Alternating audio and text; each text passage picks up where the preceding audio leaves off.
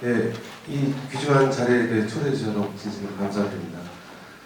제가 오늘 발표할 내용은 고령자의 성공적인 노화를 위한 어떤 건강 쪽 또는 체력 쪽에 관련돼서 어떤 지표가 필요하지 않겠냐 해서 저희 연구팀이 개발한 장수 연령이라는 척도에 대해서 소개를 좀 해드리고요. 그 다음에 또 한 가지 연구는 이 연령 척도가 개발된 이후에 지금 저희가 평균 수명이 계속 연장됨에 따라서 마냥 좋아만 했는데 실제 앞으로 미래에 과연 이 연령이 증가함에 따라서 정말 저희 고령자분들이 건강이나 체력 측면에서 어떻게 따라가고 있을까, 여기에 대해서 좀 잠깐 보고를 좀 드리고자 합니다. 물론 여기서 얻은 성과가 어떻게 웰리스에 접목이 될지 모르겠습니다만 많은 코멘트 좀 부탁드리겠습니다. 저희 나라에 지금 현재 여기 65세 이상의 분들이 얼마나 계신지 모르겠습니다만 실제 저희가 현장에서 운동 지도뿐만 아니라 어떤 측정을 통해서 어떤 인터뷰를 통해서 많은 고령자분들을 이렇게 대해봤습니다. 물론 저는 일본과 한국을 오가면서 측정 결과를 보니까 여기서 좀 특이한 사항이 저희 우리나라의 그 고령자분들이 좀 장수 목표가 좀 분명하지 않다는 점을 좀 느꼈습니다. 물론 우리나라는 아마 또 급속하게 고령화가 진행이 됐고 거기에 대해서 미리 준비를 할 수 있는 시간이 좀 부족했지 않아 라는 생각이 듭니다. 그래서 과연 이분들이 명확하게 어떤 장수 목표를 가지고 산다면 조금 더 우리 웰리스적인 측면에서 좀 도움이 되지 않을까. 물론 많은 정보들이 지금 혼잡스럽게 지금 나이 드신 분들을 갖다가 복잡하게 어렵게 만들고 있습니다. 매스미디어뿐만 아니라 너무 많은 정보이기 때문에 고령자분들의 어떤 건강에 관련된 식사도 마찬가지고 운동도 마찬가지고 명확한 좀 척도가 좀 필요하지 않을까 이런 의문점을 좀 갖게 됐습니다. 보시는 분은 제가 두 분의 사진을 좀 보여드리겠는데요. 저랑 친구라고 말씀드리기 좀 그렇습니다. 이분은 한 10가지 정도의 질환을 갖고 계신 분입니다. 저에 대해서는 이제 실험 데이터 대상자입니다. 약 한 30년 정도 계속 같이 교류를 해오고 있고요. 이분은 장수 목표를 한번 여쭤봤더니 미술에 관심이 있어갖고 죽기 전에 본인이 어떤 전시회를 한번 열어보겠다는 게 꿈입니다. 또 이 여성분은 아직도 건강하셔갖고 바이패스 수술로 이미 40년 전에 신장 수술을 하신 분입니다. 근데 이분의 목표는 일본에서 좋다는 골프장을 다 돌아다니시면서 죽기 전까지 골프채를 놓기 싫다라는 이런 말씀을 하셨습니다. 이분들의 연령을 대충 상상해 가실지 모르겠습니다만은 이분은 94세가 되셨고요. 이분은 올해 이제 100세가 되신 분입니다. 제가 왜 이 말씀을 드리냐면 아까 장수 목표라는 말씀을 드렸는데 실제 저희 나라 분들의 말씀을 드리면 창피해서 그런 건지 아니면 뚜렷한 목표를 좀 가지고 말씀하시는 분이 거의 없습니다. 물론 최근에는 소위 전기 고령자 75세 이하에 계신 분들은 어느 정도 교육 수준도 높고 그래서 좋은 말씀을 많이 해주시는데 이런 것들이 저희 나라가 좀 부족하지 않나라는 생각이 좀 듭니다. 우리 인생을 100세로 봤을 때 사실은 저나 여기 계신 분들이나 99년 11개월 정도를 아무 문제 없이 사시다가 그래도 그동안 세금 많이 내시고 또 자식들도 있으니까 좀 한 달 정도는 기대다가 이렇게 사망하는 이런 것을 다 목표로 하실 겁니다. 지금 보시다시피 여기 평균 수명은 저희 나라가 이미 한 세계에서 한 20위권에 있고요. 여성분들은 10위권 안에 지금 들어와 있습니다. 그래서 저희 나라가 굉장히 장수국이다라는 말씀을 드릴 수가 있습니다만은 소위 WHO에서 제시한 이 건강 수명이라는 것을 찾아보면 보시다시피 약 8년에서 11년 정도. 그래서 저희가 세계에서 한 60위권으로 떨어지게 됩니다. 결국은 올해는 살고 있습니다만 실제 그 안을 들여다보면 저희가 좀 비정상적인 고령화 사회로 좀 준비가 좀 부족하지 않았느냐 이런 생각이 좀 듭니다. 보시는 것은 일본의 예를 하나 말씀을 드리겠습니다. 사실 이 표를 보시면 앞으로 제가 또 연구를 해야 될 과제라고 생각합니다만 연령이 증가함에 따라서 건강한 사람과 일단 프레일한 사람이죠. 그 다음에 신체적인 어떤 장애. 그래서 일본에서는 요양 전 단계라고 하고요, 요양 단계 이렇게 구분을 해놨습니다. 물론 여기 지금 화살표가 많이 나오고 있습니다만, 뭐 여기 질환이라든지 어떤 위험 요인으로 인해서 이런 사망까지 이르게 되겠습니다만은, 아까 제가 말씀드린 건강 수명은 여기까지를 말씀을 드리고 있습니다. 물론 이 기준 자체를 어떻게 정립을 하느냐, 어떤 기준이 뭐냐라는 걸 사실은 궁금증이 굉장히 많았습니다.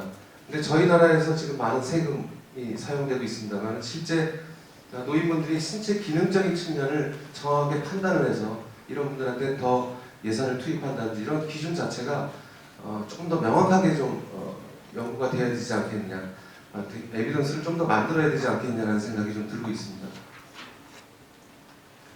이분은 유일하게 100세 되신 분인데 스키어입니다. 아마 우리나라에서는 가장 오래 나이 드신 분으로 알고 있고요.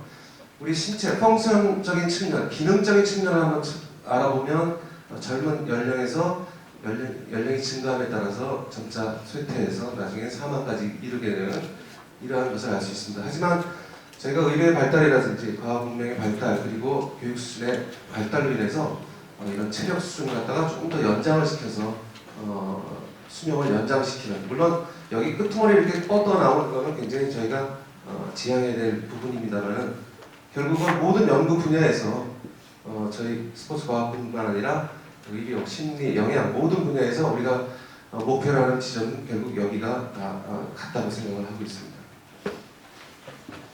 자, 그러면 이 척도나 인덱스라는 것은 여러 가지 많은 연구자들이 고민을 해오고 1950년대부터 이미 바이오로지컬 에이지라는 생물학적인 연령이라는 개념이 도입이 됐습니다. 잘 아시다시피 이미 실제 연령과 그 사람의 신체 나이 이렇게 구분을 해서 알기 쉽게 피드백할 수 있는 종합적인 지표로 할 수 있는 이런 그 아이디어가 계속 제창이 되어 왔습니다만은, 실제 한 예를 들면 일반인이 어떤 질환 징후를 보이고 병원에 가서 어떤 건강 검진을 받고 또 여기에 대한 결과물을 가지고 의사에 의해서 판단이 내리고 진료, 어떤 투약, 어떤 수술 뭐 이런 게 진행이 되겠죠. 근데 사실 이분은 지금 굉장히 복잡하게 어떤 전문 지식이 없기 때문에 어떤 항목 하나에 대해서는 알 수가 있겠습니다만, 실제 그래서 내가 결국은 건강하냐 라고 했을 때 종합적인 어떤 결과를 좀 알려줄 필요가 있지 않을까. 또 지금 여기 여러 가지 연령 척도가 구분이 되어 있습니다만은, 저희가 개발한 이 내용은 병원에서 측정할 수 있는 이런 그 안정치에만 알 수 있는 이런 결과물뿐만 아니라, 우리 인간이 항상 신체 활동을 하고 있기 때문에 몸을 움직일 때 정보를 어떻게 좀 포함을 시켜서 조금 더 구체화된 어떤 건강에 관련된 또는 장수에 관련된 척도를 한번 제안해보자라는 게 이 연구의 시작이었습니다. 그 전에 이제 지금 가까운 저희가 이제 제가 일본에서 공부했다는 게 아니라 세계 최장수국이 일본이다 보니 목표를 전부 다 대상을 일본으로 좀 뒀습니다. 제 연구가, 저희 팀의 연구가 이렇게 계속 진행이 되게 된 그 큰 시발점은 바로 그 다나카 등에 대한 연구입니다. 이분은 1991년도에 바이탈에이지라는 개념을 도입을 해서 현재 일본의 연구뿐만 아니라 현장에서 굉장히 많이 적용이 되고 있습니다. 이분이 2001년도에 하나의 연구, 흥미있는 연구는 평균 연령이 60대 된, 실제 연령이 60세 된 분들을 다 모아서 여기 보시다시피 약 10여 년 정도 운동 습관이 있는 분, 좌우생활자, 그 다음에 어떤 심혈관계 질환에 관련된 질환자들을 집단 구분해서 본인이 개발한 추정식을 한번 대입을 해봤습니다. 대부분이 여기 나와 계신 분들은 같은 연령대에 운동을 하건 안 하건 다 이 연령대에 맞게끔 추정식이 작성이 되어 있습니다만은, 조깅을 10년 이상 꾸준하게 운동 습관이 있는 분은 자기 실제 연령에 비해서 신체 나이가 소위 활력 연령이 50세, 약 10세 정도 이렇게 젊은 형태로 나타났습니다. 등산이라든지 태극권, 그 다음에 워킹, 그 다음에 전혀 운동 습관이 없는 분들은 오히려 2살 높게 나타났고요. 그 다음에 질환자들은 약 10년 정도를 더 늦게 나타났다고 볼 수가 있겠습니다. 이 연구를 바탕으로 저도 여기 보건복지부의 연구 일을 받아서 좀 오래됐습니다만은 32세에서 65세까지 서울, 경기, 경상도의 중년 여성을 대상으로 178명을 대상으로 저도 이 헬스에이즈라는 이름을 두고 관상동맥 질환의 위험 인자하고 그다음에 신체 체력 수준에 관련된 항목을 포괄적으로 도입을 해서 추정식을 한번 개발을 해봤습니다. 이때 굉장히 저도 처음으로 이 식이라는 걸 개발을 했기 때문에 기대를 많이 했습니다만 결국은 실용화를 못 시켰습니다. 굉장히 많은 공부가 됐습니다만 여기에 문제점은 여기 허리둘레라든지 체지방률이라든지 폐활량, 사이드 스텝, 제자리 높이뛰기 수축기 혈압, 그 다음에 운동부하 테스트에서 얻어지는 산소 섭취량, 혈중 지질 성분, 뭐 이런 항목들이 이제 뽑혀서 나왔습니다. 하지만 결국은 간편성과 실용화를 만들기 위해서는 일반 분들이 쉽게 측정할 수 있는 이런 항목이 좀 나와줘야 되는데 이 중에서 이 항목만큼은 좀 어려움이 좀 있었습니다. 그래서 이 연구는 안타깝게도 실용화시키는 데 좀 실패를 했다고 생각을 합니다. 자, 이런 실패를 토대로 하지만 여기서 저희가 어떤 척도를 바탕으로 과연 우리나라의 중년 여성들과 일본의 중년 여성들 같은 교육 수준, 유사한 지역 이렇게 비교를 한번 해봤습니다. 한국 122명, 일본 98명. 그랬더니만 종합적인 건강 연령입니다. 건강 척도라는 것이 있습니다. 우리 한국의 실제 연령이 48.3세, 일본은 49.4세가 저희가 만든 건강 연령의 시계 대입을 해보니까 우리 한국 분들은 당연히 우리 한국 분들을 이용해서 만든 추정식이기 때문에 거의 유사하게 나왔습니다만은 일본의 중년 여성은 저희 나라보다 대략 한 6세 정도. 그래서 이때 저희 나라 중년 여성이 일본 중년 여성에 비해서 건강 체력 수준이 떨어졌다라는 이런 결론을 얻게 됐습니다.